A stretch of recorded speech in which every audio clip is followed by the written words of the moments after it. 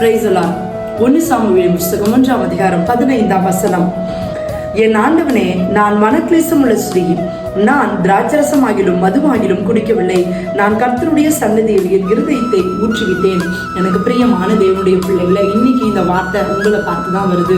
நீங்க துக்கத்தோட மனவேதனையோட உடைக்கப்பட்ட மனதுள்ளவர்களா இன்னைக்கு நீங்க இருக்கலாம். நம்ம பிரச்சனையை யார்கிட்ட சொன்னா தீர்வு கிடைக்கும் அப்படின்ற ஒரு சூழ்நிலையில இன்னைக்கு எந்த மனுஷங்கிட்டையும் என்னுடைய பிரச்சனையை நான் ஷேர் பண்ண முடியாதுன்ற சூழ்நிலை நீங்க இருந்தீங்கன்னா, நிச்சயமாய் அண்ணால் சொல்வது போல தேவ சமூகத்துல போய் தன் இருதயத்தை ஊற்றிவிட்டான்.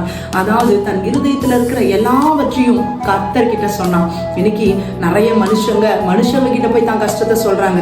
அதனாலதான் இன்னைக்கு வரைக்கும் அதுக்கு தீர்வு கிடைக்கல. ஆனா நம்மளுடைய மனவேதனைய, நம் பாரத்தை கர்த்தர்கிட்ட போய் சொன்னோம்னா அங்கதான் நமக்கு தீர்வு கிடைக்கும். அன்னைக்கு ஏலி அதை பார்த்து கொண்டிருக்கிறார். அவருடைய பார்வை கூட அண்ணால் குடித்திருக்கிறவளை போலதான் தெரிந்தார். ஆனா அவ சொல்றா, நான் மனக்லேசம் உள்ள ஸ்ரீ, நான் உடைக்கப்பட்ட இருதயத்தோட இருக்கிறேன், என் இருதயத்தை ஆண்டவர் கிட்ட ஊற்றிவிட்டேன். பிறகு சொல்றாரு, சமாதானத்தோடு போ, காரியம் வாய்க்கும் என்று.